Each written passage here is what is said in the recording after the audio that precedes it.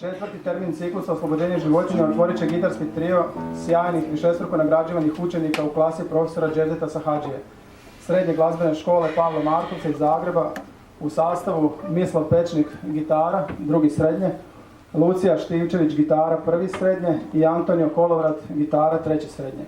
Vajsovim koncertom sa stavcima Grave, Allegro i Vivace i stavkom iz Fureove Solite Doli Bersez. Izvolite.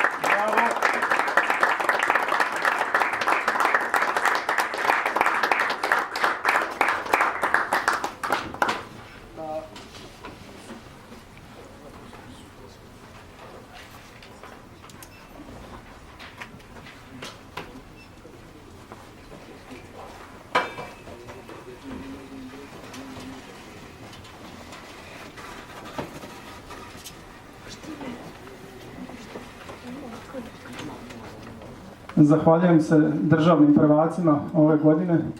Pobijedili su u disciplini trija u drugoj kategoriji. Kao što vidite, na ciklus oslobođenja životinja dolaze sve sjajni mladi glazbenici. I ovaj puta i prošli puta su nam bili prvaci države, onaj duo, ako se sjećate, harmonikaški. A vjerujem da ćemo i sljedeći puta imati sjajni glazbenika. O problematici moralnog statusa neljudskih životinja i njihovih prava već se desetljećima intenzivno diskutira, te se mogu uočiti značajni pomaci u prepoznavanju relevantnosti životinjskih pitanja i u priznavanju životinja kao subjekata. Ovu najavu je napisao Hrvoje Jurić. Inače čitam svoje najave, a ovo je prvi puta da je neko od predavača sam napisao najavu za ovu tribinu, pa ću pročitati njegovu najavu. Razmjeri i metode iskorištavanja, mučenja i ubijanja životinja poznati su ne samo u krugovima animalističkih teoretičara i aktivista, nego i u široj javnosti. Međutim, pozitivno pravni propisi, nacionalni ustavi, zakoni i drugi akti te međunarodni pravni dokumenti još uvijek su strogo antropocentrički, fundirani i naklonjeni neljudskim živim bićima. I nenaklanjeni neljudskim živim bićima.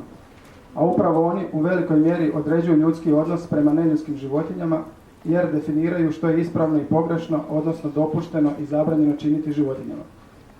Stoga će se na tribini govoriti o načinima na kojima će se ova pitanja pravno reguliraju, pri čemu će biti riječi i o načelnoj razini odnosa čovjek-životinja i o animalističkoj teoriji i praksi u Hrvatskoj i o aktualnim izmjenama hrvatskih zakona o lovstvu i o zaštiti životinja.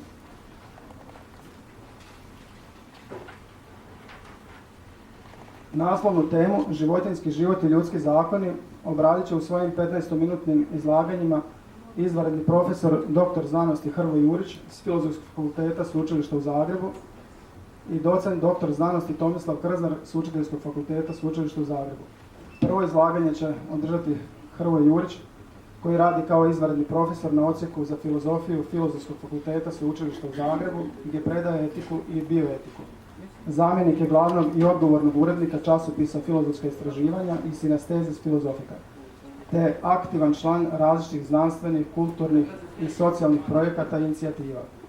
Pored brojnih znanstvenih, stručnih, eseističkih i publicističkih članaka u hrvatskim i međunarodnim časopisima i zbornicima objavio je knjigu Etika odgovornosti Hansa Jonasa 2010. te bio suradnik zbornika Filozofije i rod 2005. i Filozofija i mediji 2014. Osim etike i bioetike u područja njegove interesa spadaju filozofija, tehnike, filozofija prirode, filozofija medija, rodni studiji i socijalno-politička problematika. Bavi se i poezijom te je objavio 5 knjiga pjesama. Evo molim dragu Hrvoja da dođe i kaže o čemu je riječ.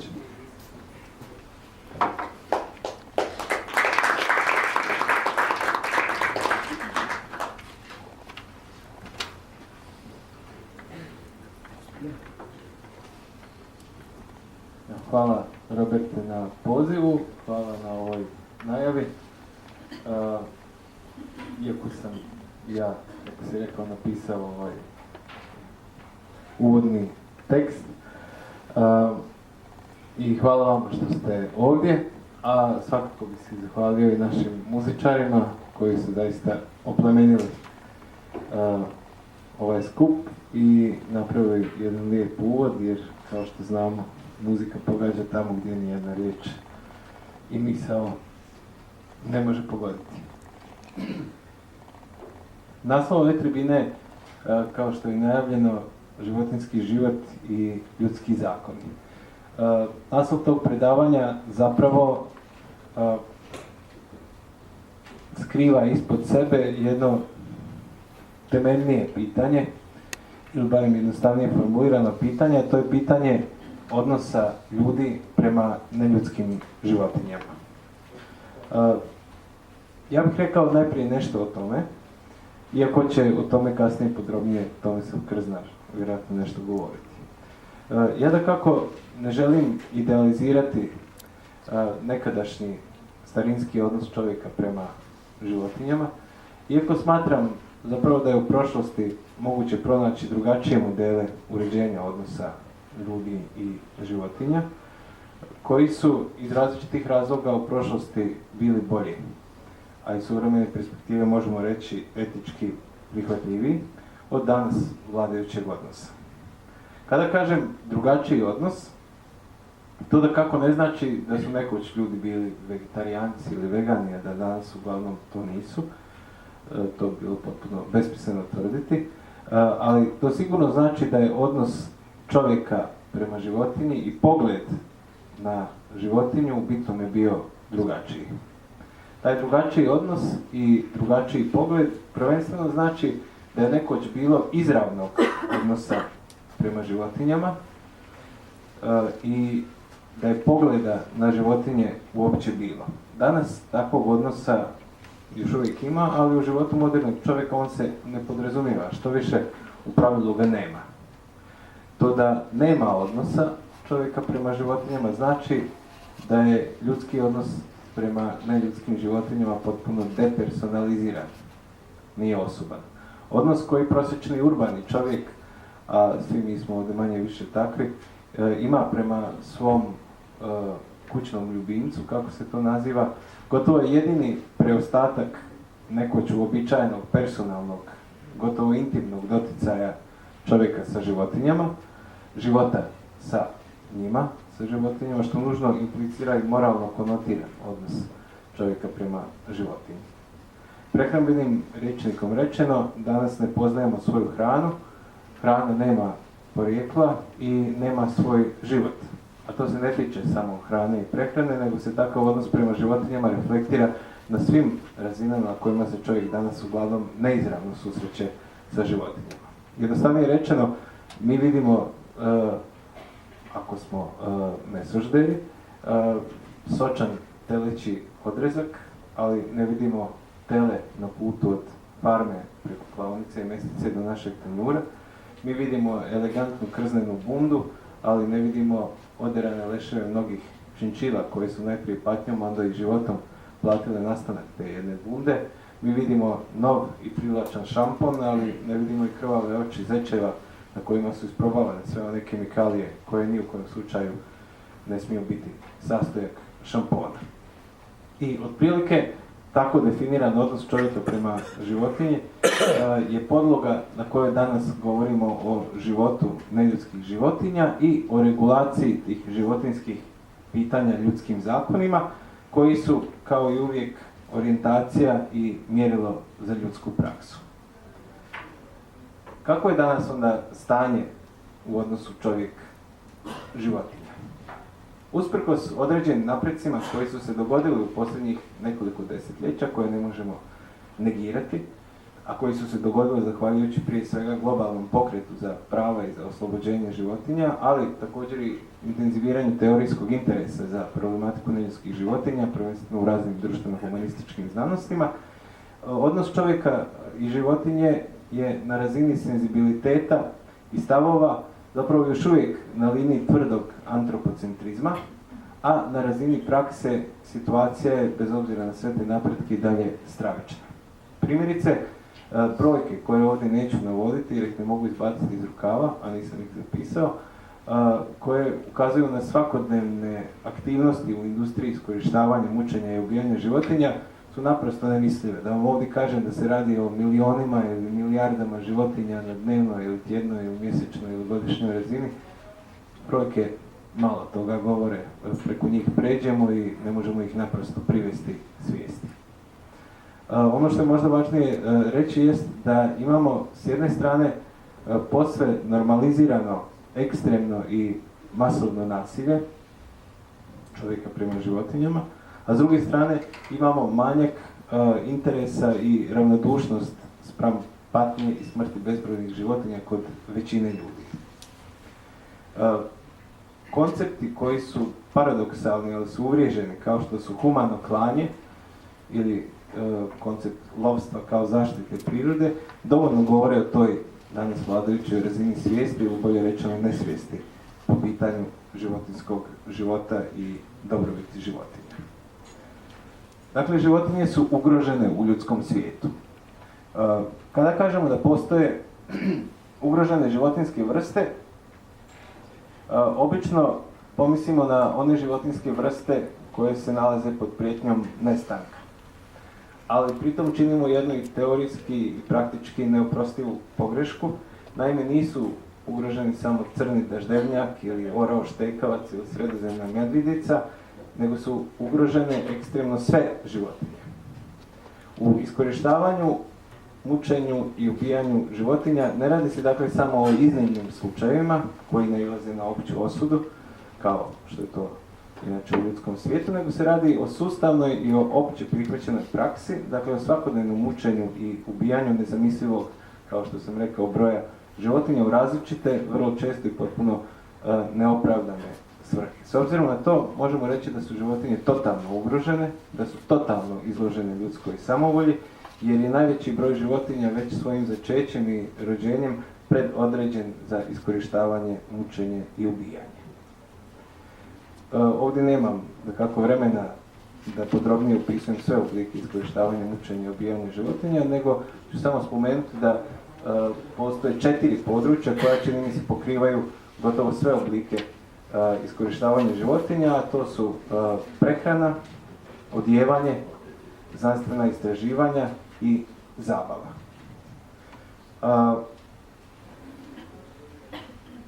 Sad bih rekao nešto o onome što je zapravo i prava tema ove tribine, a pokušao sam sa ovih par uvodnih rečenica pripremiti nekako teren za to. Naime, o ljudskim zakonima u odnosu na život životinja. A to bih još i dodatno specificirao, pa bih rekao nešto o situaciji u Hrvatskoj. Zapravo u razgovoru sa Robertom, kada smo dogovarali temu ove tribine, a prije dosta mjeseci smo to dogovarali, bio sam pod dojmom teksta koji sam čitao, a to je tekst nacrta izmjena zakona o lovstvu, ako sam to precizno u pravnoj terminologiji izgovorio. O čemu se radi? Naime, ako zanemarimo to da je sam taj zakon o lovstvu skandalozan po sebi, o čemu također možemo razgovarati, mislim da je skandalozno bilo u ovim predloženim izmjenama zakona to da se taj zakon liberalizira. Umjesto da se čini, kao što bi trebalo biti u tom području, restriktivnim, ili da se barem, ako to nije moguće da ga se učini restriktivnim, da ga se zadrži dakle na postojećem nivou.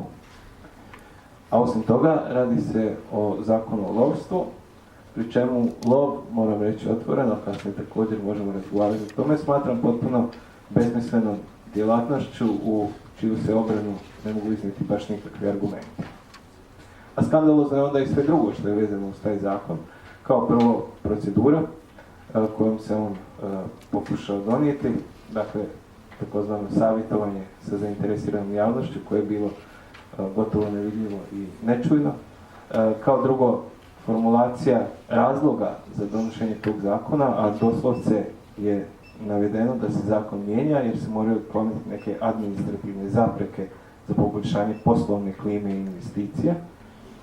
A kao treće, i sami sadržaj tog zakona problematičan, mogu reći skandalozan, budući da u tom nacrtu prijedloga zakona je predviđeno uvođenje lova lukom i strijelom, što je posebno okrutan način ubijanja životinja, kao što se nastojalo uvesti i ovlašćivanje lovaca za uklanjanje, a to znači kako ubijanje pasa i mačaka na terenu lovišta. Evo prije nekoliko dana je bilo u medijima slučaj da su lovci ubili psa koji je u vlasništvu, kako se to kaže, GSS, odnosno Gorske službe spašavanja, i vjerojatno je to i bila vijest u medijima, budući da se nije radilo bilo kakvom psu, nego psu u kojeg su uložena izvjesna sredstva tokom godina, koji je bio osposobljen za najzahtjevnije i humanitarne funkcije itd.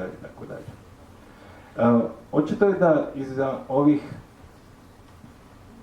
zakonskih izmjena, odnosno prijedloga zakonskih izmjena, stoje neki ekonomski interesi, rekao bih i sumnjivi ekonomski interesi.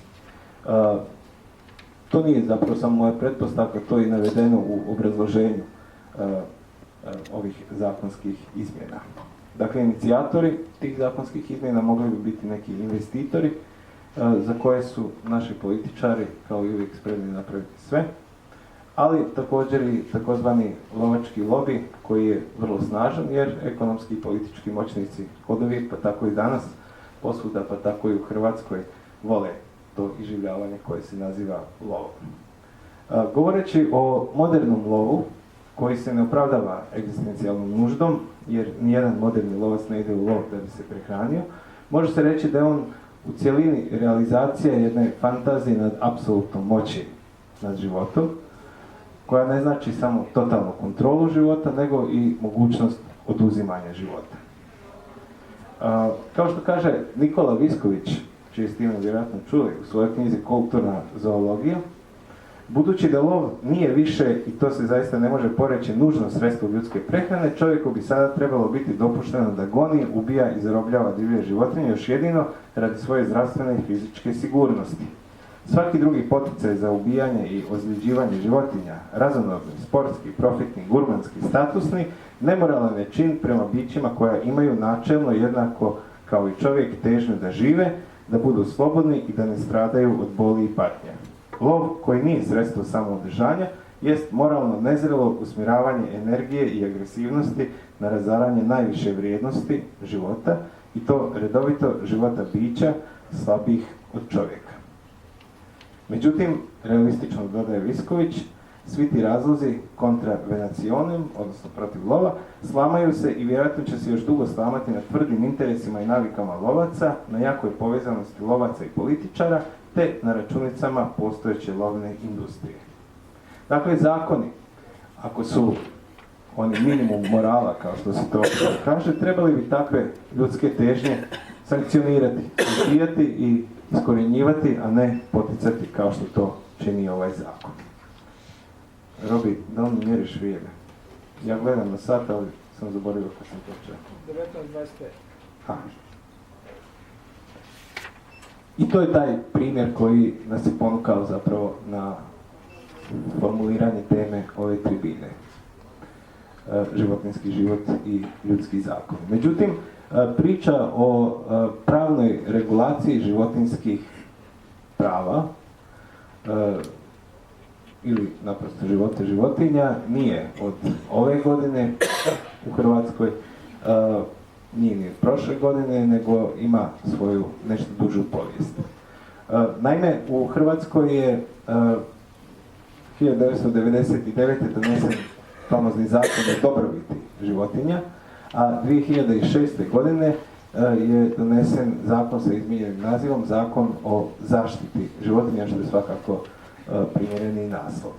On je, koliko znam, 2013. godine izmijenjen, pretpostavljam zbog Europske unije i prilagodbi zakonodavnih, a trenutno, i to je, čini mi se, vrlo važno, je u toku postupak izmjene tog starog zakona, odnosno postupku donošenja novog zakona, što je opet na neki način daleko od očiju javnosti. Onaj prvi zakon, Zakon dobrobiti životinja iz 1999. godine, je bio naprosto sramotan, a ovaj drugi je nešto bolji, zahvaljujući prije svega angažmanu animalističkih aktivista, ali s obzirom na krajnje animalističke ciljeve još uvijek nezadovoljavajući. On je nezadovoljavajući zato što kao i većina drugih sličnih zakona u svijetu, možemo reći, ne predstavlja nikakav zagovor dobrobiti životinja, pa čak niti zagovor zaštite životinja, nego je neka vrsta postupnika za tradicionalno, uvriježeno, standardno iskorištavanje, mučenje i ubijanje životinja.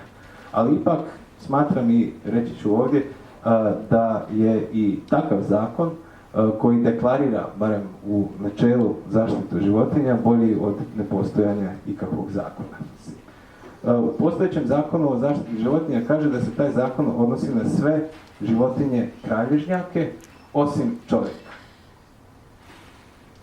Što svakako nije niti biologijski opravdana definicija, budući da životinje nisu samo kralježnjaci, a s druge strane, taj zakon, da spomenem odmah i to, ne regulira pitanje lova, ribolova i slična pitanja, nego ih na neki način izdvaja. Dakle, te životinje koje su obuhvaćene lovom i ribolovom nisu predmet zakona o zaštiti životinja, pri čemu uočavate neku, rekao bih, logičku pogrešku.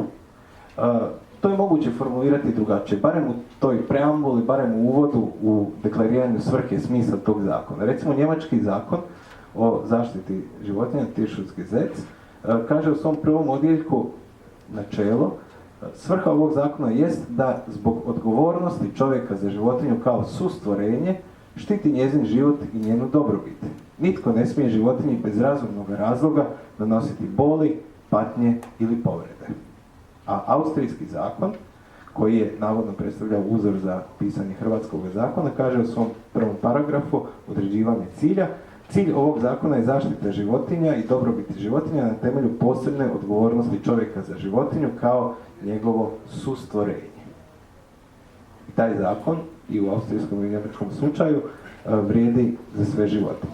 U našem zakonu na mjestu ciljeva stoji jedna birokratska odredba koja nije potpuno pogrešna, ali je svakako nedostatna. Ja u idealnom slučaju priželjkujem jedan zakon o zaštiti životinja koji će uključiti i pitanja lova i ribolova, a ne ispuštati ih i time im davati povlašten status u negativnom smislu. Jedan zakon koji će biti svakako restriktivniji s obzirom na ljudske djelatnosti, a više oslobađajući za životinje. Jedan zakon koji će zaista govoriti o zaštiti i o dobrobiti životinja, a ne samo regulirati njihovo izrabljivanje, mučenje i ubijanje koje se događa i ovako i onako. Ali to je, kako stvari stoje, još uvijek jedna utopijska projekcija i zbog toga se trebamo danas koncentrirati na realistična pitanja, tako se to obično kaže, ne gubeći dakako iz vida i ideale kojima se valja približavati. Jednom sam upravo povodom tog zakona o zaštiti životinja 2006. pisao jedan tekst koji se zvao Veliki ciljevi i mali koraci. Naime, mislim da moramo pozorno pratiti što se zbiva i činiti sve što možemo da se stvari poboljšaju, barem nekim malim koracima, gotovo nevidljivim, ali da nas nipošto takve prakse i takve angažmani ne smiju natjerati da odustanemo od velikih ciljeva koje se često upravo manjujući njihovu vrijednost naziva utopijskima. Eto, toliko sam ja htio reći za uvod.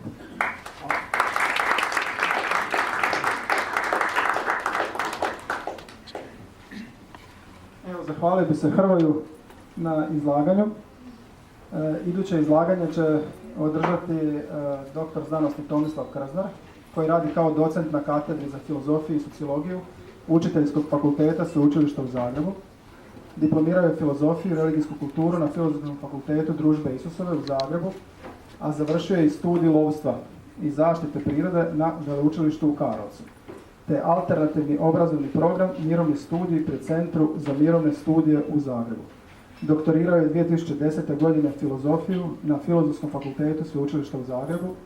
Uz velik broj znanstvenih i stručnih članaka objavio je knjige Bioetički mozaik, pokušaj prikaza okolišne problematike u bioetičkom kontekstu i znanje i destrukcije, integrativna bioetika i problemi zaštite okoliša, te uredio zbornike Čovjek i priroda, prilog određivanju odnosa i Vrč i šalica, filozofijska vivisekcija problema odgoja i obrazovanja s Nikolinom Iris Filipović, našom kolegicom zajedničkom. Evo, molim Tomislava da preuzme riječ.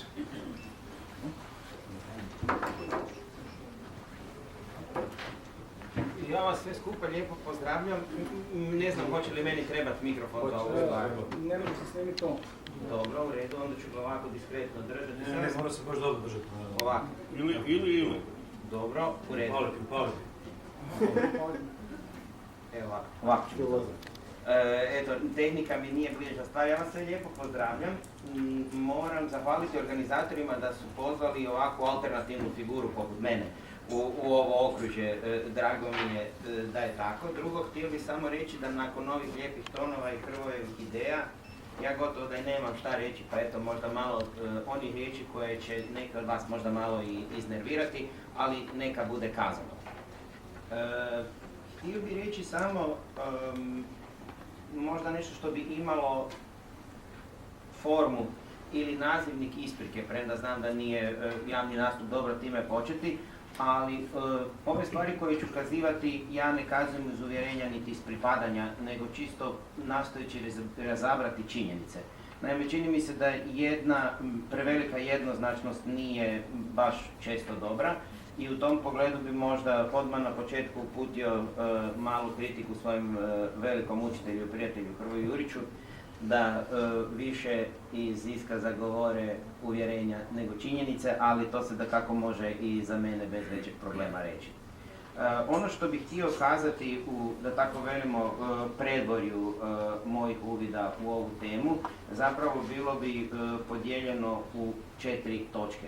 Dakle, vrlo kratko, nadajući se da će biti prilike da se u samoj diskusiji kazuje nešto više i čini mi se plodonosnije od onog što bi ja mogao ovako frontalno kazati. Prvo, htio bih postaviti pitanje pred oči koji je odnos čovjeka i životinje u povijesti civilizacije i zapravo moja glavna teza je da su životinje izgradile civilizaciju i to uz dva kronično opasna momenta u povijesti čovječanstva. Prvi je onaj negdje po prilike 10.000 godina kad je došlo do pripitomljavanja životinja i drugi je onaj po prilici u jeku industrijske revolucije razvojem i primjenom tehnika industrijskog uzgoja koje se zapravo do danas se usavršava i možemo bez ikakvog problema to nazvati industrijom patnje.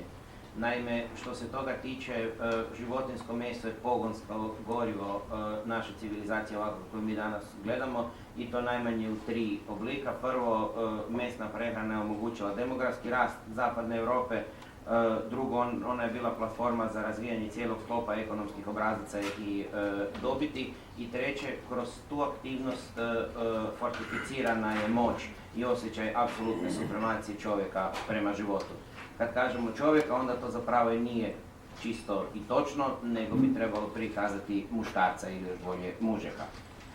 U tom pogledu zapravo Hrvoje je sve što je mogao reći rekao razlažući koncept antropocentrizma, pa ja ne bi više htio tome ništa dodavati, osim činjenice još jedanput da je u industrijskom uzgoju životinja riječ doista o institucionaliziranom nasilju koje služi proizvodnji čovjekove dobrobiti.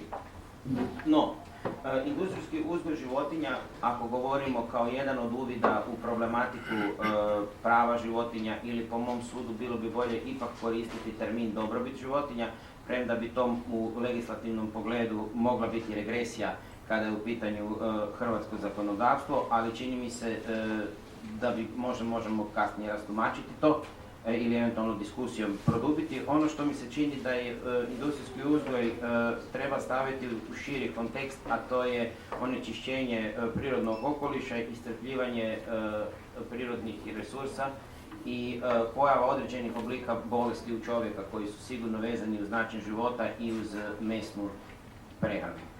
U tom pogledu, u ovim obrascima koje, ako mogu tako reći, mi zagovaramo kad je riječ o bioetičkom pogledu, osobito onako da mi doživljavamo i proživljavamo u našoj školi, čini mi se da bi bilo dobro iznova definirati ili postaviti moguće pozicije za novo definiranje odnosa čovjeka prema životu i ja bi tu koliko god bih htio pred srcem i pred očima imati onaj utopijski idealitet o kojem je Hrvoje Jurić govorio, ja mislim da bi realna zbilja bila možda bolji problem, bolja platforma za raspravu, tako da bi postavio argument redukcije nasilja.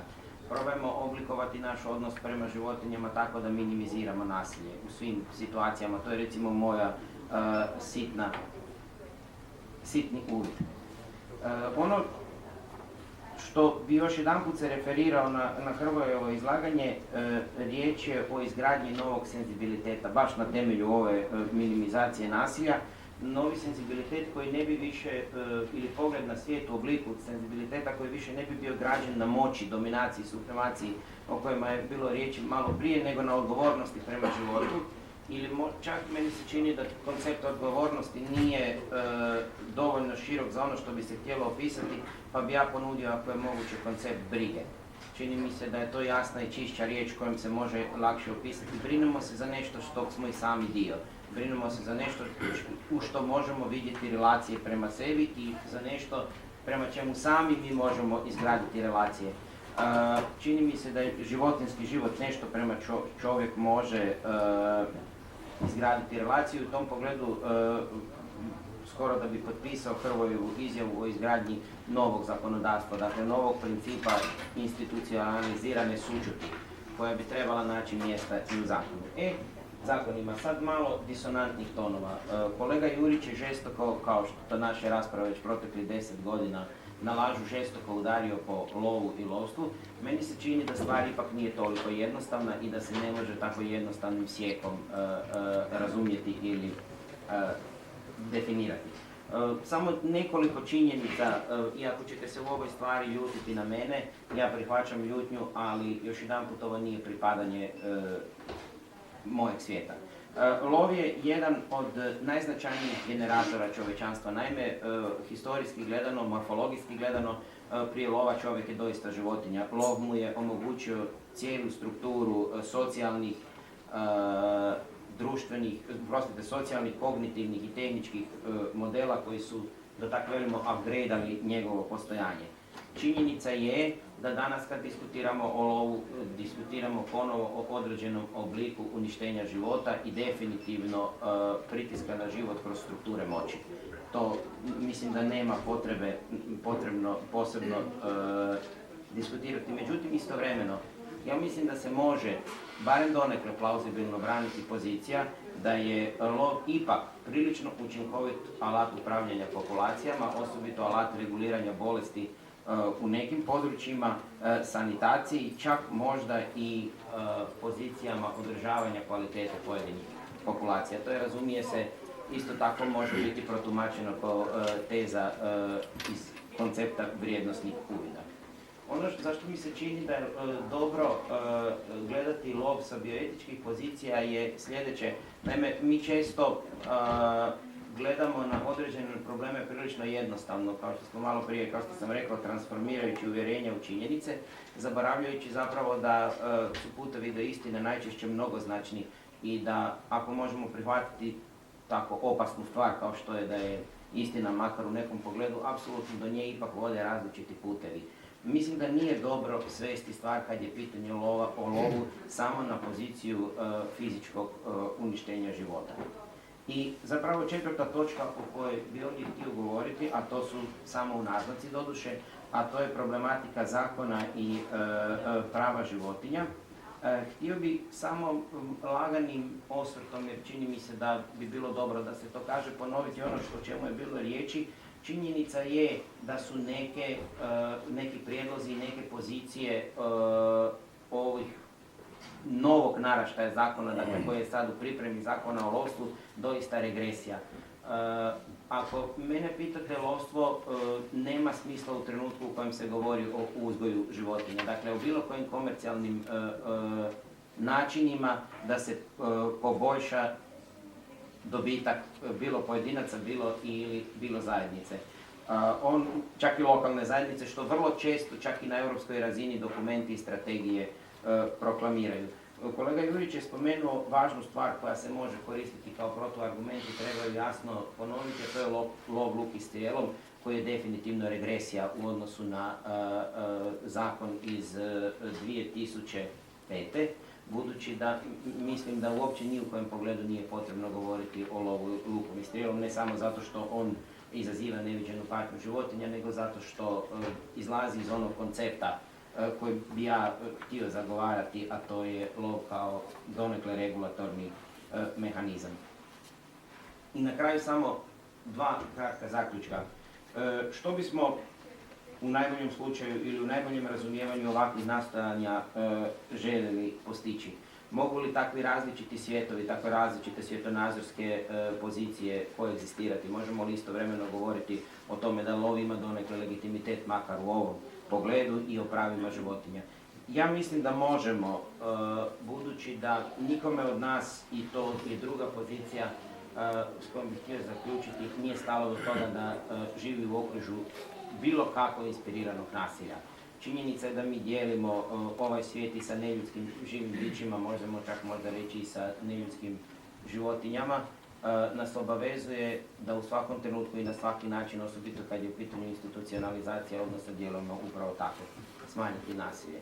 Pa ako su ovi moji disonantni tonovi makar bili poziv na to, ja sam sretan, a vama zahvaljujem.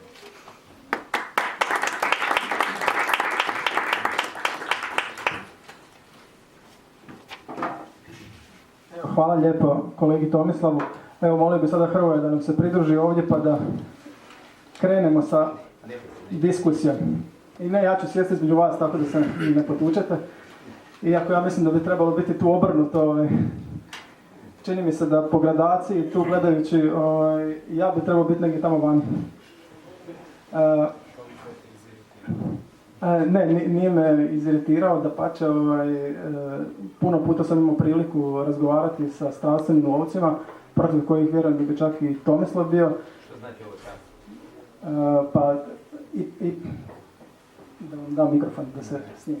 Dakle, što bi značilo ovo čak? Pa, u tom smislu što vi ste studirali na tom studiju lovstva, zagovarate taj nekakav umjereni lov, regulatorni lov, ne ovaj lov iz zabave, lukom i strijelom i to, dok sam ja razgovarao oči u oči sa lovcima koji baš čisto testosteronski navaljuju i žele vrebati, uništavati i tako, u tom smislu. Znači ja bi trebao biti negdje, što se tiče ove gradacije, blag, blaži, najblaži i žestok, žešći, najžešći, ja bi trebao biti tamo negdje vani, vjerovatno.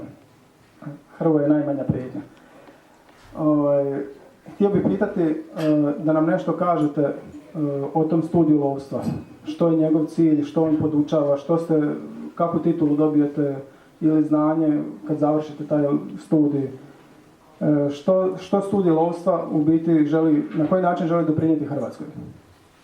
Dobro, ja zahvaljujem na pitanju, premda mislim da nas još drugih dijelova rasprave čeka. Ja nažalost nemam nikakvu akreditaciju govoriti o tom studiju ovdje, osim kao dijelu svog života kojem još jedanput ne pripadam više, premda sam studirao to još kao puno mlađi, premda mislim da sam još sada jako mlad i premda sam još uvijek djelujući nastavnik, ne biste vjerovali, danas sam došao iz Karlovca sa nastave i vodio onakve rasprave u kojima sam ja bio na tvojim pozicijama, a netko drugi na mojim. Naime, studijem lovstva se zapravo u onom nekom davnom vremenu, otprilike po prilici 15 godina, htjelo stvoriti onaj tip kadra koji se u zapadnim društvima razumije pod terminom ranger. Dakle, htjelo ste stvoriti operativno, stručno osposobljeni kadar, ljude koji bi se mogli nositi sa poslovima zaštite prirode, čak i u području lovstva. To bi uključivalo provedbu lovno-gospodarskih djelatnosti, uključivalo bi rad sa tijelima javne uprave ili lokalne samouprave i uključivalo bi ono što ipak donekle lovstvo je, istraživanje pojedinih oblika života i njihove interakcije sa cijelinom prirode. Jeste li na tom studiju lovstva učili pucati, da li ste lovili ikad, da li ste u privatno vrijeme nekad išli po šumi i lovili, bilo zbog regulacije ili ste susretali se vi sa drugim lovcima koji... Naprosto, ispričavam se ako to sad izgleda kao susret dviju vrsta, ali pretpostavljam da našu javnost koja prati oslobođenje životinja, oni se ne sreću baš toliko često sa lovcima i obično se gledaju preko nekakvog nišana i to im je sve vrlo nezamislivo da neko u današnje vrijeme još uvijek uopće zagovara tako nešto, iako postoje na tisuće udruga lovaca, to se sve dešava, ali naprosto mi nemamo međusobni kontakt, pa nam je uvijek to kao da pričamo sa ljudima s druge planete. Pretpostavljam i s druge strane da tako izgleda kad ovo kažete da se vraćate sa studija lova. Da, malo je previše isključivosti ponekad u igri i ja mislim da ako bismo jasnije i sa malo manje gnjeva nastupali, da bismo ustanovili da nas više toga vezuje na što nas dijeli. Još jedanput, ja nisam dio establishmenta, nijednog, govorim samo u svoje osobno ime. A što se tiče mojih lovačkih aktivnosti, to je bilo nešto onako kao mladenački zanos divljinom, koji je vrlo brzo u suočenju sa činjenicama nestao. No, to je samo jedan od pogleda, to bih htio naglasiti. Uzmemo ipak u obzir činjenicu da su oni ljudi koje ti zoveš lovcima, osobe koje po dubokom snijegu nose hranu životinjama koje bi možda pomrle u tom trenutku ili izvlače smeće iz šume. Smijem li biti sad tu potpuno isključen? A do sad nisam. Da. Do sad si bio tolerantan, pa ajde budi isključen. Napravit ću jednu usporedbu koja meni prva pada na pamet. Zar nisu i nacistički čuvari Auschwitza u logoru isto po najdubljem snijegu i tako dalje donosili i dopremali hranu zatvorenicima u Auschwitzu, a poslije su ih svakako gurali u plinske komore. Tako da mi taj argument da je neko ide po snijegu i hrani životinje da bi poslije pucao po njima, nije mi to neki argument. Ovaj razgovor ima dvije loše stvari. Prvo je da sam morao popiti vodu dok su mi suha usta. Ajde, ja ću. To je već dovoljno problematično. Drugo, možemo uzeti koji god argument želimo i secirati ga do najtanjih razina i onda će na kraju ipak ostati samo osobni doživljaj u pitanju. Možemo zagovarati ovu ili onu poziciju, ja ne derogiram tvoje razumijevanje stvari i dapače razumijem da te hvata bijes u nekom trenutku. Nisam mislio da će ovo biti ovakav individualni solilokvi, ali budući da, kao što si sam rekao, nema se prilike o tome često govoriti, možda bude, kad već ulazimo u ovu osobnu dimenziju, možda bude zanimljivo začuti da ja godinama ne jedem meso. A kad se nađem u situaciji, onda moram reći da ne mogu jesti ubijena tijela moje braće životinja. Pa što misliš, ima li više toga da nas dijeli ili da nas spaja? Ja mislim uvijek da nas ima više toga što nas spaja, no međutim mene zanimaju ovi drugi neki razlozi. To je jedno od mojih pitanja, trebalo biti i tebi i Hrvoju, jeste li vegani i zašto da ili zašto ne? Dakle, zašto smatraš životinje svojom braćom i zašto ne možeš jesti njihova ubijena tijela? Zato jer mi se čini da je osobito industrijski uzgoj životinja nešto za ljudsko zdravlje i postojanje prirode u cjelini loše. To je prva stvar, zato što ne mogu se poistovjetiti sa činjenicom nasilja ni u kojem pogledu. I treće, osjećam se jako loše kad se vozim autocestom uz kamion sa životinjama. Barem u tome ne participiram. Može li osobno? Da pomognem u toj osobnosti, da se ne osjećaš prozvan. Ja se uopće ne osjećam prozvan i sve je super.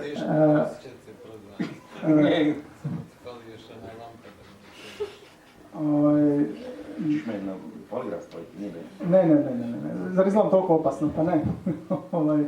Dakle, htio sam reći da poprilično razumijem tu poziciju, jer i moj otac je uzgajao svinje i kokoši i zečeve i zajedno sam s njim klao i jeo kulenje, šunke i znam o čem se radi. Iako sam stalno prigovarao da to nije fair i da to ne trebamo raditi, da nije uopće fora kad nas 5 junaka skoči na to prase i kad ga koljemo i ja ga držim za nogu i on mi se pokaka od straha po ruci dok mu šprica krv iz grkljana. Ja sam se stalno nekako zalagao protiv toga, on mi je pričao ove priče o lovu Indijanci, prehraniti obitelj, prehrambeni lanac i to. Tako da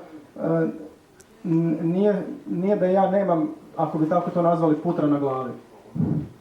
Ne želim reći da ti imaš, nego samo da se ne osjeća prozivka. Ja se uopće ne osjećam prozvanim, samo jedna metodološka napomena. Radije bi da govorimo o činjenicama nego o uvjerenjima.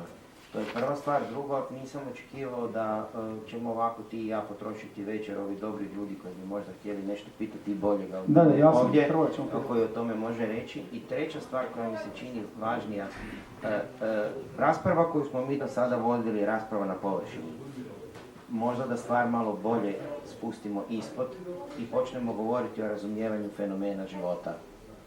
Možemo govoriti o lokalnim zajednicama i njihovoj ovisnosti o prirodi. Možemo govoriti da u našim ovim, možemo slobodno reći, ultraurbanim uvjetima u kojima mi živimo daleko od svog postojanja vrijede neki drugi zakoni na što vrijede 200-300 km na snijeg, odavde na snijegu od 80 cm. Možda još jedan put pledoaje da nema isključivosti. Mene to ne smeta jer pregorili smo mnoge stvari, ali malo više činjenica. Dobro. Evo ja bih potom baš pitanju o poštivanju života i općenito htio sam pitati i Hrvoja.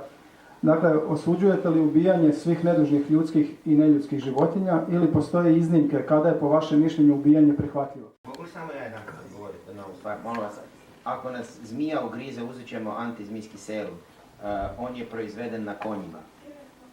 Upravo se vegani tome protive. Dobro, ja mislim da bi rado uzeo zmijski serum da me zmija ugrize. Ja bi ga rado uzeo, ali mi smo protiv toga da konje ubijamo zbog toga da bi sebe spašavali. Ok, onda imaš proturječi u argumentu. Dobro. Evo Hrvoje, što kažeš? Da bih ja uzeo taj serum, sad ako ćemo ići u dubinu. Ne, osuđuješ ubijanje. Da kako, osuđujem, čuo sam pitanje, već 2 puta osuđujem svako ubijanje i ne samo ubijanje, nego i narušavanje da li dostojanstva ili konstitucije svakog života, ljudskog i neljudskog. U tom smislu se to odnosi ne samo na neljudske životinje, koje također trpamo u taj jedan koš, što je jedna, ako ćemo u dubljim pitanjima, stvar za razmišljanje, da mi kažemo čovjek i životinje, premda u te životinje spada i komarac, i slon, i čimpanza, i pas, i mačka, i sve, vrlo različita bića. Nego sam i protiv uništavanja biljnog života. Međutim, kada postavimo stvari tako, onda ćemo se suočiti sa pitanjima egzistencije, preživljavanja, koje u velikoj mjeri ovisi o prehrani i drugim načinima iskorištavanja drugih živih bića, i onda ćemo doći do tog filozofsko-etičkog cjenkanja oko života neljudskih bića i oko ljudskog života, što ovdje iznosim kao neku vrstu provokacije, ali smatram da je to nužnost. Sad, kada pričamo o tim pitanjima, ja mislim da niko od nas nije svetac, da svako od nas na ovaj ili na onaj način ugrožava nečiji život, posredno ili neposredno, svjesno ili nesvjesno, ali da moramo nastojati postići ono što je Tomislav bio istaknuo kao princip, a to je minimiziranje nasilja. Neko je u stanju u svom vlastitom životu, u okolini na kojoj živi, dovesti do vrlo visoke razine to minimiziranje nasilja, neko je u manjoj mjeri, ali mislim da niko ne može umoći prakticiranje onoga nasilja koje je upisano u sam sistem života u kojem živimo, što uključuje i ovaj tehnoznanstveno-ekonomsko-politički sistem. Dakle, moj neki načelni stav jest da ne možemo postići savršenstvo, uostalom zato i postoji etika koja nastoji ponuditi orijentaciju za put prema savršenstvu, ali nikada ne može ponuditi recept za savršenstvo, ali da trebamo ipak tome težiti i da je bolje, sad to može zvučati grozno, da je bolje činiti nasilje svjestan da to jest nasilje, da je to nešto loše, nego činiti nasilje bez ikakvog razmišljanja o tome što činiš. Dakle, ljudi koji recimo svojim rukama kolju životinje koje su brižno uzgajali pola godine ili godinu dana i sa kojima su se na neki način zbližili, po meni su, to može zvučati bogohulno, manje zločinci od onih ljudi koji uđu u Konzum, kupe neki odrezak zapakiran, dođu kući, ispeku ga, pojedu i odu spavati. Iz tvog odgovora naslučujem što će biti dalje. Dakle, postoji li razlika u težini zločina između namjernog ubojstva nedužnog čovjeka, pčele, svinje, žabe, konja, gliste, krave, šarana, leptira, kokoške ili srdele? Sad bi se moglo reći sa te neke bioetičke pozicije da odvlačim stvar u krajnost kao Joan Danner, no kako osobno to doživljavaš? Rangiranje. Osobno me to užasno muči, evo to stvarno mogu reći, osobno me to užasno muči, zato jer u principu ne bismo smjeli niti jedan život, ni ljudski, ni neljudski oduzeti, a ne možemo da to ne činimo. Zadržimo se samo na neljudskim životinjama, da ne uvlačimo sad biljke u priču, iako je i to razlikovanje još aristotelovsko, čovjek, životinja, biljka, problematično, trebalo bi o tome razmišljati. Dakle, vidim razliku, uočavam razliku između gliste, ne znam koga se još spomenuo, svinje, psa, čovjeka i smatram da je ona relevantna za naše djelovanje kada dođemo do sukoba interesa, kada dođemo do odlučivanja o životu ovome ili onome, a načelno ipak smatram da je svaki taj život vrijedan. Jer otkud meni pravo da prosuđujem da je život te gliste u njezinom vlastitom glisnom svijetu manje vrijedan od života mene ili života psa, čiji život sebi nekako imaginiram i čiju svijest se mogu nekako imaginirati. Jer život onog najsitnijeg insekta kojeg jedva vidimo prostim okom je savršen u tom njegovom svijetu. Jel? Život jednog psa je savršen u njegovom svijetu. Svako je biće potpuno i savršeno, uvjetno rečeno savršeno, ali svaki život je potpun u njegovom vlastitom svijetu. I tek iz svoje ljudske perspektive ja prosuđujem da je nešto bolje, lošije, manje napredno, više napredno i tako dalje. Ja sve to uočavam na ovoj razini teorijskoj, ali nažalost mi i unutar ljudskog svijeta, a pogotovo u odnosu prema neljudskim bićima, smo u stalnom sukobu interesa. I mi te sukobe interesa nekako moramo rješavati. Moj način rješavanja je da pokušavam upravo ovo minimizirati ili minimalizirati patnju gdje god to mogu. U tom kontekstu bih rekao, upravo sad kad sam se vraćao autom iz Marije Bistrice s posla, vjerovatno ja ubijem mnoge kukce, leptire, mušice i tako, iako mi vegani sebi želimo utvarati da mi ne želimo iskorištavati, ubijati i na bilo koji način zlostavljati životinje. Ipak primam opet i plaću preko banke, a banka opet investira tamo negdje u ko zna kakve sve industrije i kakve načine iskorištavanja i ubijanja životinja. Pa htio sam i da Tomislav odgovori na ovo pitanje kako on vidi tu kategorizaciju prema zločinima. Vjerojatno i nosim odjeću koju su izradila djeca u Bangladešu. Eto, tako vidim kategorizaciju prema zločinu. Čini mi se da govorimo još jedanput samo na površini oko pojedinih fenomena, da nas magnet našeg srca i uvjerenja vuče iz jednog smjera u drugi. Da ne postoji život koji postoji, a da ne intervenira i koristi drugi život. Pitanje ljudskog postojanja, ako mene pitate, je to da minimiziramo nasilje u svakoj situaciji i institucionaliziramo sućut i time činimo obavezu i novi korak. Možemo sad diskutirati jesam li ja, dok sam išao iz Karlovca, ubio životinjice svojim vjetrobranom. Vjerojatno jesam. Jesam li to htio učiniti? Nisam. Ali što smo time dobili, osim još jedanput opteretili svoje postojanje uvidima koji nisu bitni za samu stvar.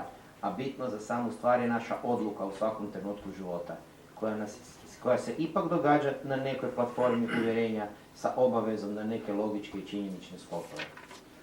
Mogu li pitati onda u nastavku, dakle, ako zadržimo taj kontekst, minimizirati patnju životinja, prihvatiti platformu na kojoj jesmo. Moramo se odlučiti za određene akcije i ne opterećivati svoju savjest do beskonačnosti jer smo zgazili neku bubicu ili tako nešto. Kako bi onda po tebi izgledao jedan idealan zakon, evo kad smo baš sad pričali o zakonima? Što bi taj zakon dozvoljavao, a što bi sada trenutno odmah može zabraniti? Ja mislim da u ljudskom postojanju ne postoji nešto tako kao kategorija idealnog. I da govoriti o idealnom zakonu bi bilo govoriti nešto kao govoriti o drvenoj peći. U trenutku kad bi takav zakon postao, spalio bi samog sebe, to je jedna stvar. Druga stvar, zakoni su uvijek proizvod društvenog konteksta u kojem nastoje. Društveni kontekst je sila i nepravda cijelog sklopa interesa. To zvuči barbarski i surovo, ali je tako. Ono što ja mislim da bi dobar zakon bio je onaj učinak maksimalno široke i maksimalno razgranate diskusije velikog broja aktera. To mislim da bi bio dobar zakon. Onaj zakon koji bi uključivao širinu javnosti i znanjem oplemenjeno vodstvo u nekom društvu. Postoji prehrambeni lanac koji se... Samo malo, uzet ćemo i da kako publiku u obzir i interakciju s vama. Hoćemo, evo samo da Hrvoje odgovori na ovo pitanje. Što se tiče idealnog zakona, slažem se sa ovim, dakle da je idealni zakon nemoguće postići, zato jer mi nećemo dočekati, a ko zna da li će i naši praunuci, čukununuci dočekati neki zakon koji će doista sankcionirati ubijanje ili mučenje ili iskorištavanje životinja. Ali mislim da bi se u ovom momentu, dakle danas, s obzirom na društveni kontekst, mogli postići mnogo veći napreci nego što se postižu. Kada bi se razni ekonomski interesi, lobiranje i slično stavili na stranu i kada bi se doista zakon postavio, neću reći na jednu biocentričku poziciju, to je trenutačno nemoguće, ali kada bi doista uvažio životinje kao živa biće, kao naša sustvorenja, kao našu braću, prijatelje, kako ćemo to već nazvati, i kada bi doista pokušao maksimalizirati dobrobit životinja, a minimalizirati nasilje, odnosno patnju. To znači da već sad, danas, postoje područja iskorištavanja i mučenja i ubijanja životinja koja su potpuno irelevantna iz perspektive ljudske egzistencije, a ipak nisu sankcionirana zakonom. Međutim, za razliku od tebe, ja bih u to također uvrstio i lov. Jer, da to samo još dodam, htio sam na neki način replicirati prije, cijela ova priča o lovu kao regulaciji populacija, o zaštiti prirode i tako dalje, manje više se sa time saniraju posljedice onoga što su sami lovci napravili, ne? Sa povećanjem populacija, sa uvozom stranih vrsta u određene okoliše i tako dalje. I u tom smislu ja lov smatram doista, isto kao i cirkuse, isto kao i zoološke vrtove, jednom potpuno suvišnom i relevantnom djelatnošću za današnji život čovjeka, koja bi se trebala do krajnjih granica sankcionirati, a po mogućnosti i ukinuti, odnosno zabraniti. Svjestan sam da bi stvari mnogo teže išle sa ljudskom prehranom, da bi stvari mnogo teže išle sa znanstvenim istraživanjima, iako su tu postignuti, to moramo priznati, veliki napreci, iako su brojke još uvijek strašne u posljednjih nekoliko desetljeća, ali kažem sad, danas već postoje neka područja u kojima se stvari mogu mnogo restriktivnije postaviti u smislu slova zakona i u smislu praćenja zakona, a da neko ne bi zbog toga trpio. Osim što bi nekome bilo uskraćena, recimo, zabava. Ja ipak smatram da je ovo prije svega zabavna djelatnost. Sport. Evo, ako zagovaramo oslobođenje životinja, smijemo li se pozivati na zakon o zaštiti životinja kojeg smo upravo spominjali, koji dokida njihovu slobodu i regulira načine zlostavljanja, transporta, uzgoja i ubijanja. Imali smo primjer moje prijateljice Aleksandre Hampamer, aktivistice čija je izdavačka kuća Dvostrukog duga objavila spomenutu knjigu Specizam, autorice Joan Danner, kada je prijavila lovce koji su pucali na životinje u blizini kuća na manjoj udaljenosti od propisane zakonom. Mediji su prenijeli ogorčenost stanovništva ponašanjem lovaca, ističući kako nije u redu da krše zakon i pucaju preblizu kuća, kao da inače sasvim u redu kada pucaju i ubijaju životinje nešto dalje. Dakle, da li bi se mi uopće kao aktivisti trebali pozivati na taj zakon ili naprosto reći baš nas briga što oni sad pucaju 300 metara, 150 metara ili ne znam koliko daleko od kuća, naprosto mi se borimo da oni apsolutno prestanu pucat, koliko god da oni govore da u biti samo reguliraju preveliku populaciju određene vrste ili tako. Ja sam pokušao nijansirati svoj stav. Iako smo mi dosta bliski u ovome što Tomislav naziva uvjerenjima, u pogledu oslobođenja životinja i općenito egzistencije neljudskih životinja, ja sam sklon stvarno ovom nekom umirenjaštvu, odnosno pragmatizmu. A to sam rekao i u ovome svom uvodnom izlaganju. Naime, to što ti misliš da ovaj zakon nije ni blizu ostvarenja oslobođenja životinja, ne znači da ne bi trebao biti zainteresiran za njega i da ne bi trebao koristiti postojeće mehanizme koji će zaštititi barem do neke mjere, barem neke životinje.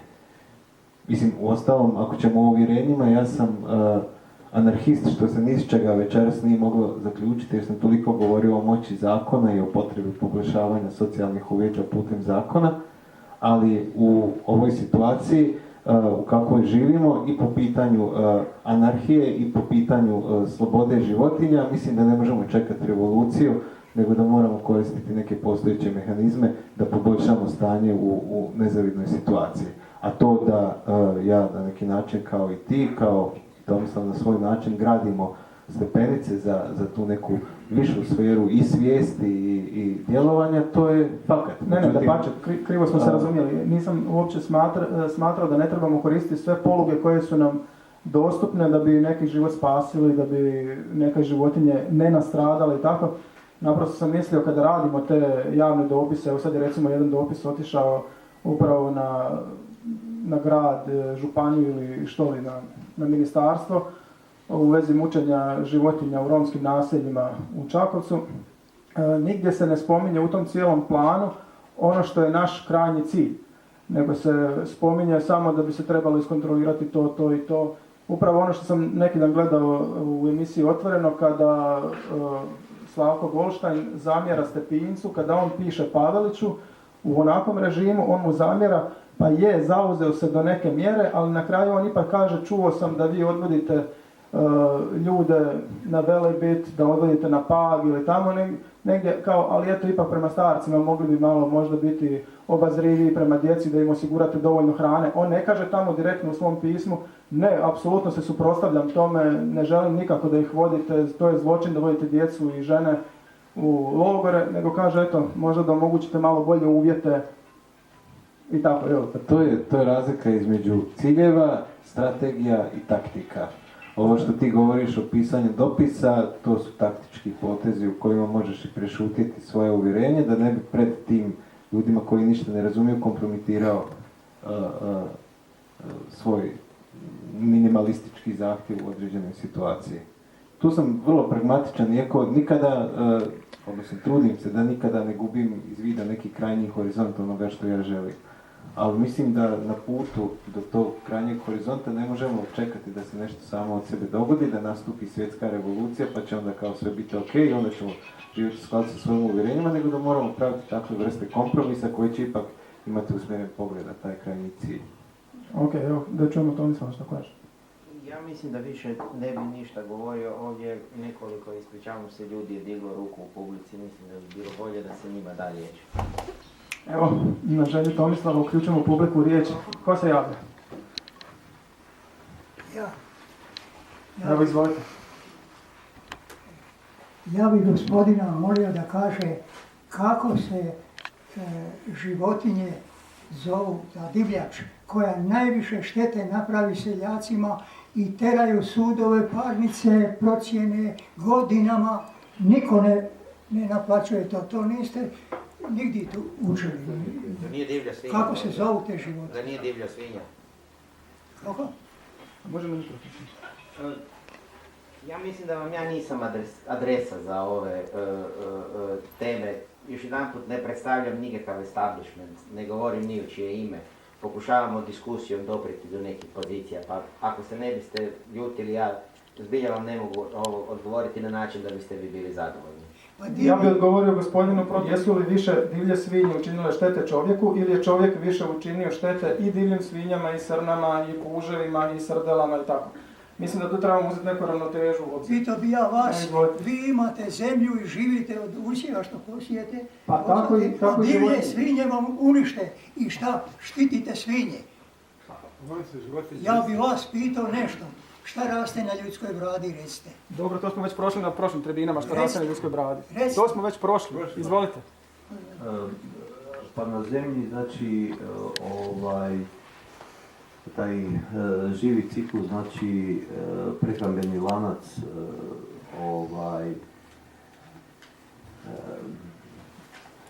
jedni jedu druge i život opstaje i sad na kraju kako se vi nalazite u svemu tome da kad smo postali svjesni u vezi nečega, da sad se stavljamo neke okvire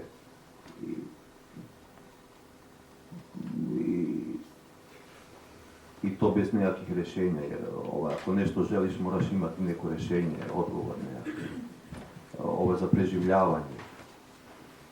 Prostite, koga ste pitali? A sve vas. Evo ja bih odgovorio rado na ovo pitanje.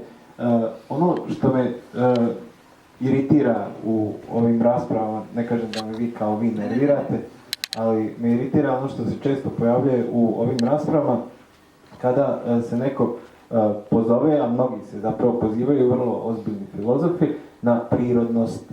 Kao prirodno jesti životinje. Mi smo dizajnirani prirodno da jedemo životinje, imamo takve zube, imamo tako probavni trak i tako dalje. Prehrambeni lanac je tako podešen da smo mi na vrhu prehrambenog lanca i možemo jesti sve životinje i slično. Međutim, s druge strane, istovremeno isti ljudi su vrlo ponosni na to da su nadišli prirodu, da su nadrasli prirodu sa svojim umom, sa svojom kulturom i tako dalje. Pa ako smo nadrasli prirodu, ako smo se uzdigli iznad prirode, ako možemo i o prirodnim stvarima razmišljati umski i preobražavati našu prirodu u kulturu, onda možemo i donijeti takvu odluku da više ne ubijamo naše bliske rođake na toj živoj ljestvici, zato jer vidimo da im to nanosi veliku patnju i da su razmjere tog uništavanja ogromne, nezamislive. A dokazano je, pokazano je, pogledajte Roberta, pogledajte i mene, možda nešto manje ili blaže, da ljudi mogu živjeti bez jedenja mesa ili mesnih proizvoda. Dakle, to nije nešto što nama ukida život, onemogućuje život. Nego moramo danas reći na ovoj razini razvoja ljudskog roda i na ovoj razini svijesti da to samo neki naš luksuz zapravo dovodi u pitanje. I s jedne strane, evo kažem, smo vrlo skloni tim prirodnim argumentima, mi smo ipak kao prirodna bića, životinje koje jedu druge životinje, a s druge strane smo vrlo sofisticirana bića koja žive u nekim sferama koje sa prirodom više nemaju veze. Ne znam, taj nerazmjer između tih dvaju pozicija u istoj rečenici me bilo ovako zbunjuje. Dobro, evo što se tiče samog ovoga, daću vam riječ, nema problema. Što kaže Hrvoje, možemo živjeti bez da naudimo drugima, bar u toj mjeri da ih ne jedemo. Od 1997. sam vegetarijanac, od 2000. sam vegan. Svih 5 djece, imam 3 kćeri i 2 sina, od začeća su vegani. Zdravi su, pedijatrica koju vodimo našu djecu ima u svojoj ordinaciji izuzetno velik broj djece vegana koji su, kaže, prema njenim riječima, kako je na televiziji sama izjavila, koji su dosta zdraviji nego ostatak populacije, a to primijetimo i po izostancima iz vrtića i škole i tako po tom prehrani. Naravno, tu svako vuče vodu na svoj mlin o tom zdravlju i prehrani, naprosto, ali 250 milijuna vegana, koliko se sad trenutno kao prema nekim statistikama u svijetu, kreću se brojke tako, dosta je vrtoglavo. I to ne govorimo tradicijskih vegana, nego ovih sad novo pomodnih vegana koji su iz etičkih, ekoloških, zdravstvenih razloga, su poprilično zdravi, ne fali ništa i oni su možda najbolji dokaz, pogotovo 2. ili 3. generacija, da se bez ubijanja životinja, bar što se tiče prehrane, itekako može. Evo recite, daću vam mikrofon, recite što ste još htjeli. Pa mogu i ovako reći. Neće se snimiti, snimamo sve pa objavljamo poslije. Pa objasnite mi šta bi se dogodilo da se sve kokoši sada puste van, bez kontrole, i šta bi se na kraju dogodilo? Zašto ne bismo probali? Bravo. Pa ja vam mogu po prilici reći. Što bi se dogodilo? Pa lisice i ostali predatori i psi lutalice bi... Ne, ajmo zaoštriti argument. Šta bi bilo da se puste slonovi, tigrovi, lavovi Zagrebačkog Maksimirskog zoološkog vrta? Nema slona u Zagrebu. Nema više, dobro. Zbog podneblja neke životinje ne bi mogle opstati. I zato ih tamo držimo, samo zato što su opasne. A otkud one u Zagrebu uopće? Otkud sve te kokoši, te milijarde kokoši po tim farmama? Jesu tamo same došle, jel se same reproduciraju, ljudi potiču da se reproduciraju? Razumijete? Ne možete postavljati pitanje od kraja i zanemarivati cijelu povijest tog problema na koji ukazujete. Ajmo danas prestati proizvoditi kokoši, prestati proizvoditi i pustiti da to što tamo postoji po farmama da umre, da se pojede ili nešto, da više ne proizvodimo te kokoši. Hoćemo li onda tako napraviti? Ne bi imali jajca. Pa možda vama kreći. Pa ne, zato jer se to u vašem pitanju to nije implicirano, nego iz razloga što bi se kokoši, kako se to kaže, razmijelile po cijelom svijetu, mi ih moramo ne samo zadržati tamo gdje jesu, nego proizvoditi i dalje još i milijone i milijarde. Ne? Ja to vidim prije svega kao logičku pogrešku, a sad nećemo uopće u to. Dakle, inače pokret za oslobođenje životinja se upravo zalaže za prestanak uzgoja krava, svinja, kokoši, i naprosto zato što porobljavanjem životinja, njihovim zlostavljanjem, ubijanjem, i štetimo planeti, i štetimo svom zdravlju, a na posljedku, što je najvažnije, upravo zlostavljamo osjećajna i svjesna živa bića, to jest neljudske životinje, prema kojima bi trebali imati minimalno sućuti. No, da sada ne pretvorimo, koji ima pitanje? Da Zagreb ima Ko? krava koliko ima pasa, ne bi uvozio mlijeko. Sad malo idemo tu, evo Vladan. Sveca. Što se smijete? Pa Ima čuo sam, krava. čuo se smije. Ako možete molim vas malo pojasniti, rekli ste da bi došlo do izbijanja nekih bolesti ukoliko lovci ne bi kontrolirali, ako sam dobro shvatila, neke stvari. Pa koje bolesti, što bi se dogodilo da lov prestane postojati, evo, kao takav? Tu je klasično pitanje bjesnoće u periurbanim područjima. Mi onako čisto iz čitanki zoologije znamo kako se lisica počne ponašati u jednom, drugom, trećem stadiju bjesnoće. Ne možemo biti sigurni da ako lisica dođe blizu kuća, nije bijesna. Ovaj argument vama zvuči prazno, to je ok. Drugi primjer je, gospodin je spomenuo divlje svinje. Iz onog mojeg školovanja sjećam se da divlja svinja po glavi ima 400% prirast. Bez kontrole populacije, nakon nekog vremena u periurbanim područjima može doći do većih problema. Svjestan sam i da taj argument vama zvuči prazno. Prije nekoliko godina dogodila se epidemija slinake i šapa koje su prenosile neki papkari iz šume i bilo je teških situacija. Vjerojatno je taj argument zvuči prazno. Mislim da je u pitanju metodologija oko koje se sukobljavamo.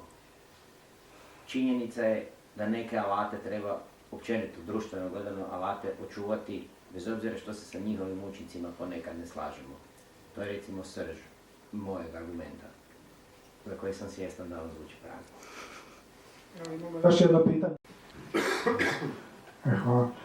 Nešto u kontekstu malo samog stvorenja, možda i vjere Boga i tako. Ako znamo, a znamo da je Krist, recimo, u pustinji išao i hranio se skakavcima, isto koji su živa stvorenja, 40 dana, isto koji je ribe dala svojim apostolima i puku koje je hranio, a isto su živa stvorenja, znači da je to gospodin stvoritelj predodredio i sve, i čemu to bezvezno pametovanje, da ne kažem filozofiranje i sve ostalo. Ako je to svevišnji gospodin stvoritelj, cijeli ta prehrana i takav danas stvorio, mislim da su to bedestoće nad bedestoćama. Hvala na pitanju.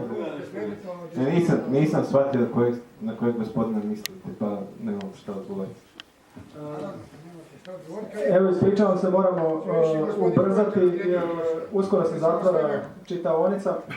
Ja bih postavio samo jedno ili dva pitanja, pa da poslušamo zadnju točku glazbenika. Htio sam pitati, dakle,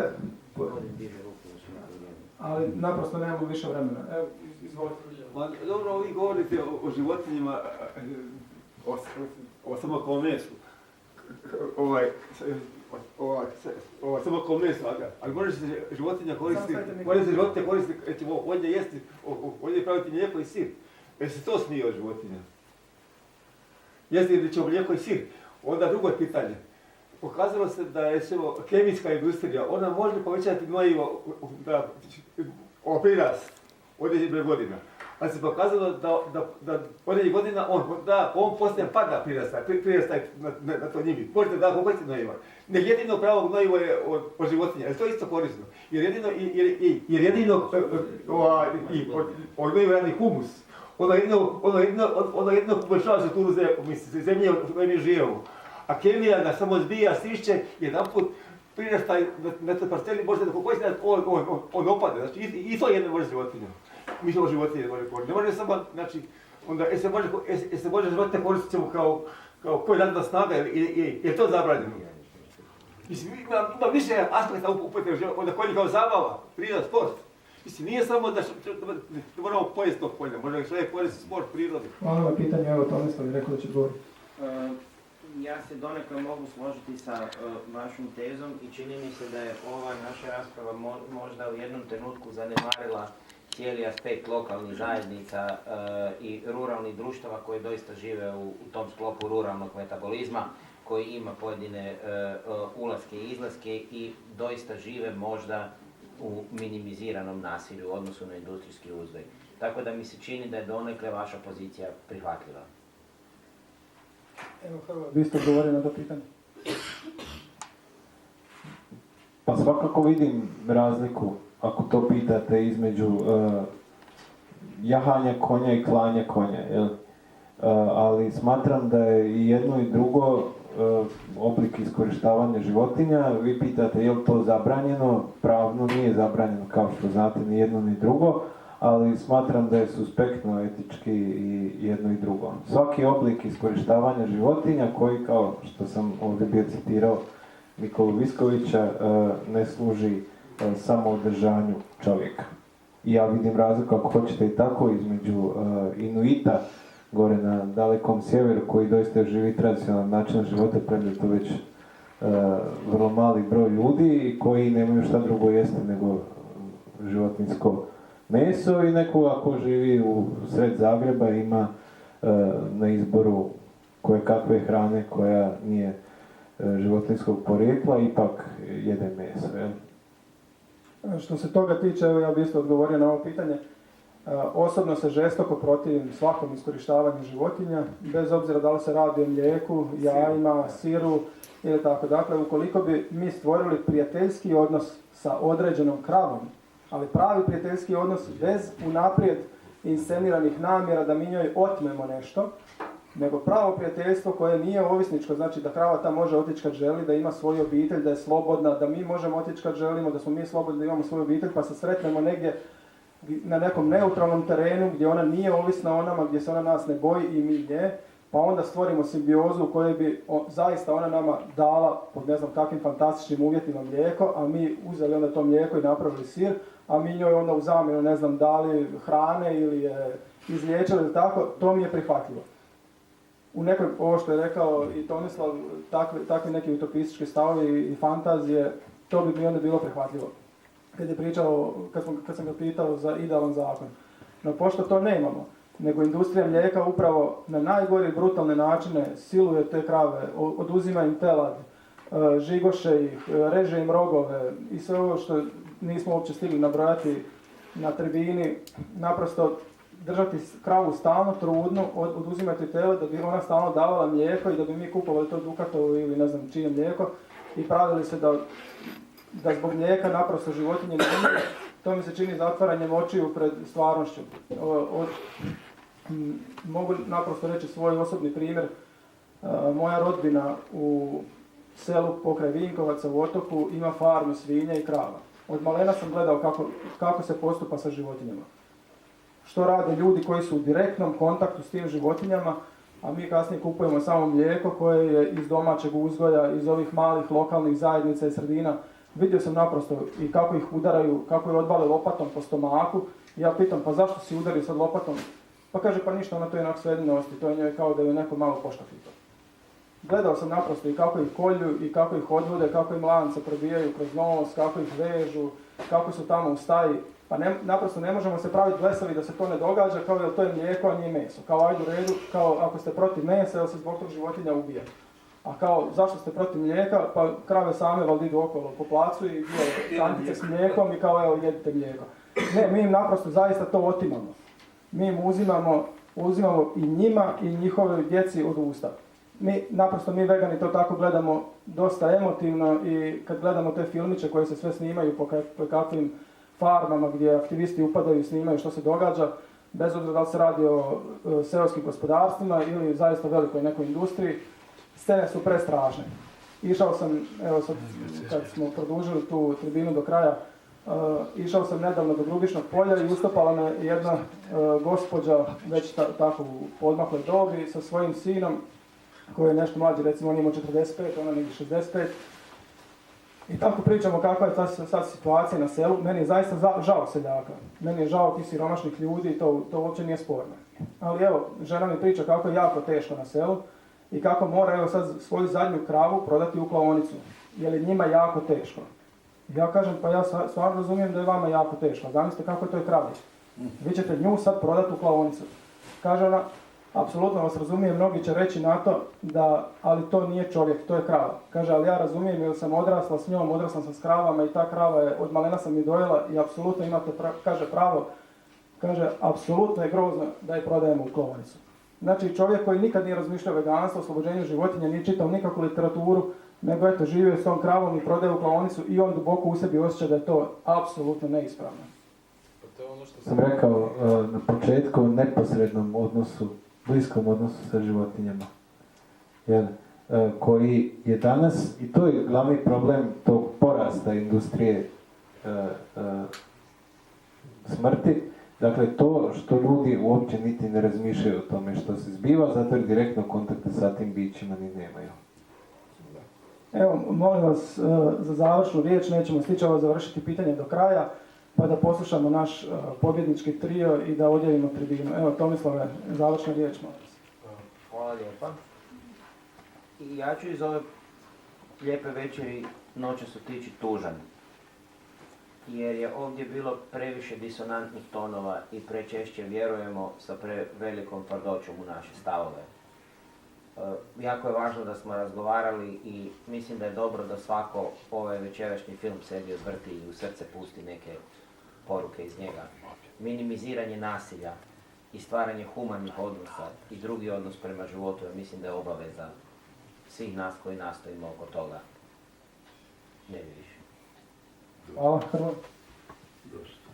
Pa evo, ja se oko ove lijepe mirovnjačke i pomirujuće poruke mogu složiti sa Tomislavom, međutim neću otići tužan.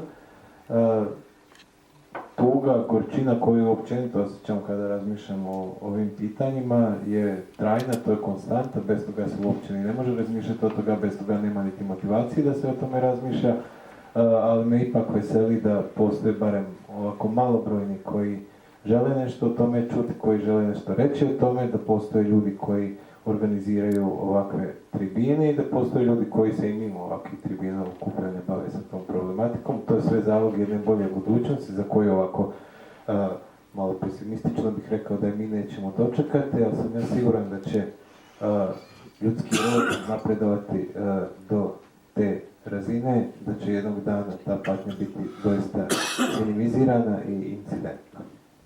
Evo, još jedanput se zahvaljujem Hrvoju i Tomislavu, hvala vam puno na vašim izlaganjima, hvala na komentarima. Još jedanput ispričavam se Tomislavu ako se osjećao previše prozvanim ili da imam... Oko čovjek koji se osjeća loše. Hvala. Evo, pozivam pobjednički trio. Molim vas da zahvalite jednim aplauzom.